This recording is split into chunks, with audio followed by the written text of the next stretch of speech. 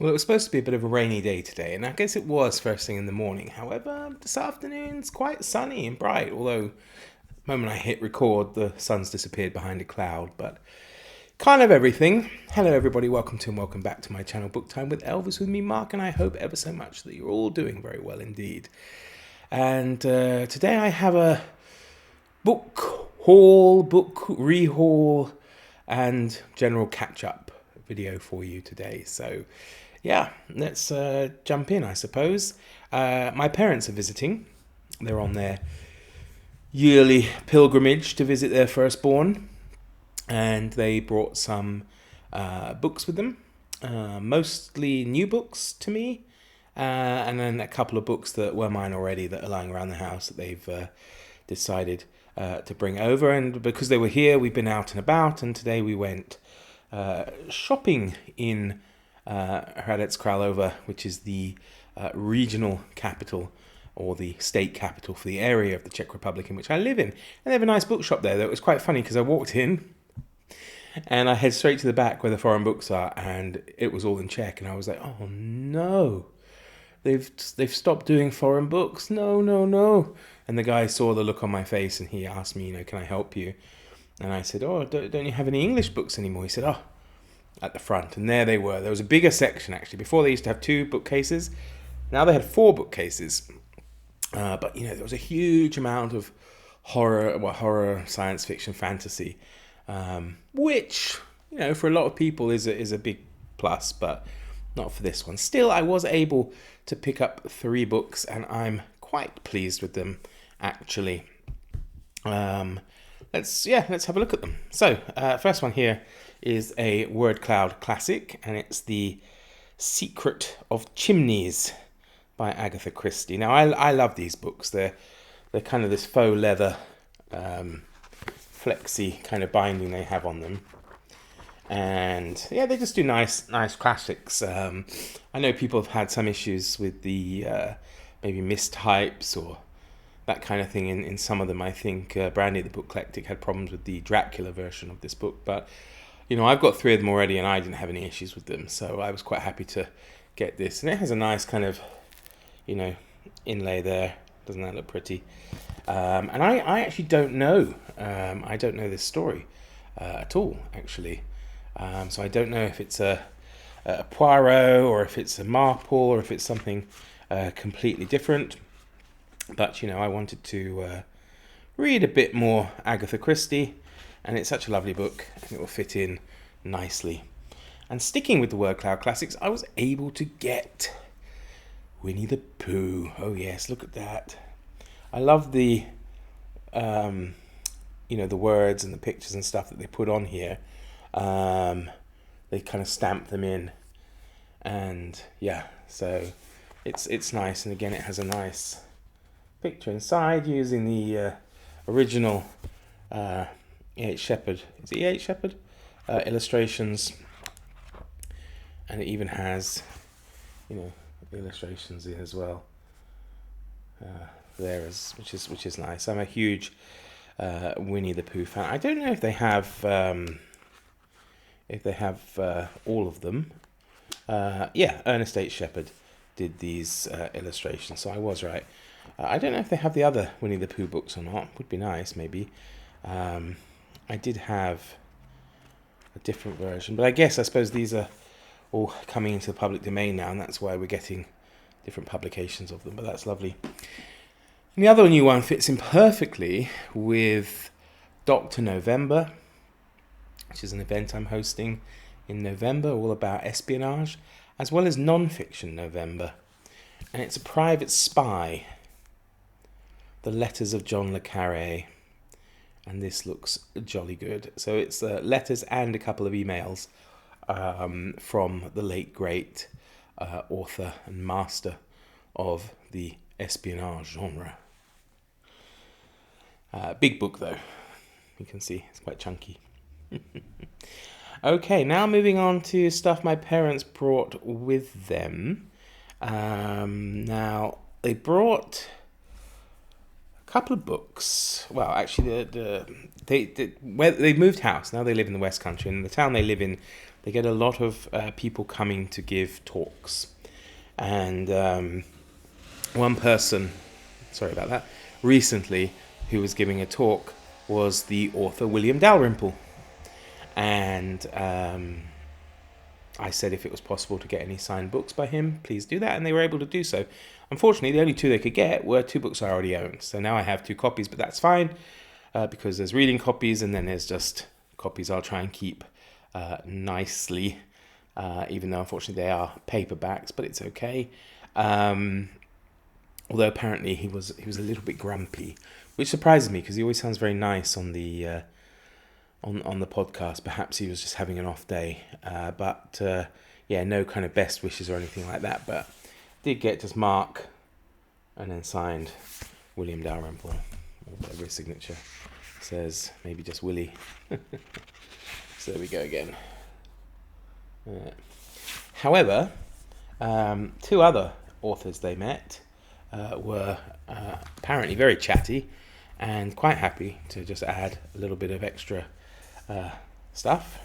So one of them is the former Conservative politician, Michael Portillo, and it's his book here, Hidden History of Britain, and he did write in it, to Mark, best wishes, Michael Portillo. So that's very charming. That's nice.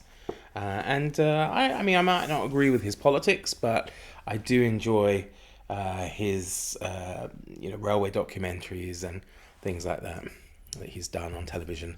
And he seems, I think, a nice guy. But as I say, not necessarily agreeing on politics. And the final author they saw, which I think was back in November, so it was just after they left here last time, is a favourite of mine when I was a young adult. He was a comedian. He is still a comedian. And it's Dom Jolly. And he has this book here, Such Miserable Weather, an English Staycation. So I guess it's about his time in England. He has kind of a fun thing that he has at the front of his books, where he can sign it there, but he does it according to like a multiple choice thing. So he goes, this is to certify that I had personal interaction with Mark. He didn't, I suppose, because it was my parents, so technically not with me.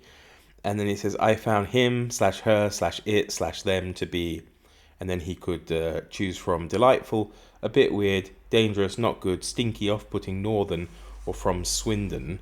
And he circled delightful and not good. And then he signed it there. So, yeah, he's a funny chap. So I'm looking forward to that. I read his book, The Dark Tourist, a while ago, and I did enjoy it. And he has, I have to say, I do like his hardback books, and they're very smart. The other ones here that he's got, if you can see them, I wouldn't mind actually trying to get the others. It'd be quite good. And his latest one is available for pre-order. Can't remember the name of it though. Something Conspiracy Tourist, I think, is what it's called. And that looks jolly fun. And then the next three are second-hand books my mum was able to pick up for me. One I think I'm going to give a go in November, which is Charles Dickens's Nicholas Nickleby. And it's one of these Wordsworth classics, which, actually I have to say, feel very nice to read. I know they're quite cheap classics, but I think that would be a fun reading experience. And the font is actually quite fine for me, so you might find it small, I don't know, but I think that would be okay. And then there's Young Romantics there, and it's the Shelleys, Byron, and Other Tangled Lives. Now I'm reading for Victober, Desperate Romantics, which is the lives of the pre-Raphaelite kind of brotherhood or whatever and group. But this one will be fun because it's a generation earlier, and it'd be interesting to look at the Shelleys as well as Byron and others. It does have a little bit of damage on there, but my mum said it was very cheap, so that's fine. That's good. Yeah. So, excellent. And the third second-hand one she picked up is a Penguin Modern Classics, and it's Alexander Solzhenitsyn's One Day in the Life of Ivan Denisovich. So that's not exactly a huge book, so that should be fun. I know she was thinking of the Gulag Archipelago until I told her it was like 3 or 4 volumes and massive, so certainly did well there in keeping the page count down. And they also got me, my dad picked up in the supermarket a physical copy of the Times Literary Supplement from, I suppose, last week or beginning of this week. When was it? The 20th. There, I do have a digital subscription, but it's nice to actually have a physical one to read through. And the last two are a rehaul, because they are mine already and they've just been brought from home. And both I'm quite interested to look through again because it's been a long time.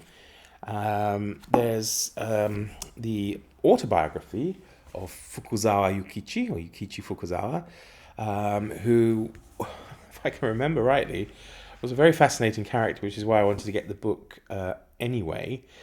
I can read the back to you. Yukichi Fukuzawa was a leading figure in the Cultural Revolution that transformed Japan from an isolated feudal nation into a full-fledged player on the modern world. He translated a wide range of Western works and adapted them to Japanese needs, inventing a colourful prose style close to the vernacular. He also authored many books which were critical in introducing the powerful but alien culture of the West to the Japanese. Only by adopting the strengths and virtues of the West, he argued, could Japan maintain its independence despite the disease of foreign relations. Dictated by Fukuzawa in 1897, this autobiography offers a vivid portrait of the intellectual's life story and a rare look inside the formation of a new Japan, starting with his childhood in a small castle town as a member of the lower samurai class. Fukuzawa recounts in great detail his adventures as a student learning Dutch, as a traveller bound for America, and as a participant in the tumultuous politics of the pre-Restoration era. Particularly notable is Fukuzawa's ability to view the new Japan from both the perspective of the West and that of the old Japan in which he had been raised. While a strong advocate for the new civilization, he was always aware of its roots in the old. So yeah, I think I bought it because I think he was on the money, and that's how I came to hear about him. He might have been on one of the denominations of yen. Would it have been 10,000? Was he on Ichiman? I don't remember. But yeah, I think that'd be good. And lastly, sticking with the theme of Japan, is the Oxford Book of Japanese Short Stories here by Theodore Goosen. So it's just got a selection of Japanese short stories. So, should be good fun actually. I do remember reading a couple from here back when I first got it, but it's a long time ago now. After coming back from Japan, I went on a massive kick of Japanese stuff, so there's probably quite a few more Japanese books at home. There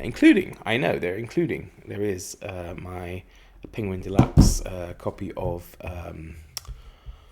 The Tale of Genji somewhere, apparently, if they haven't got rid of it. So there we have it. So that's it. My parents are here until Sunday, and then they head off to Prague, where they'll spend the night because they have to get an early flight in the morning, and it would mean them leaving here at like 3 o'clock in the morning, 3:30 in the morning, and I don't think it's a good idea for them to do that, so they can leave instead leisurely on Sunday afternoon, drive down to Prague, stay the night near the airport, and then fly out back to England. While they've been here already, they arrived Monday evening, but we've had quite a good time already. We visited the building sites, so the houses, and they were very positive about that. And it did look lovely in the kind of autumnal light in the mountains. And yeah, they were very enthusiastic about it, so that made me happy and kind of reinforced the idea that I was doing the right thing. And then, as I say, today we visited Hradec Králové and the shopping centre there, and my mum bought a few things. I think Dad bought a few things as well. So that, of course, made them happy as well. And then I'll meet up with them a bit later. We'll head out for dinner. And then tomorrow to be decided, I suppose. Anyway, thank you so much for watching, everybody. Do take care, and I shall see you all very soon indeed. Bye bye.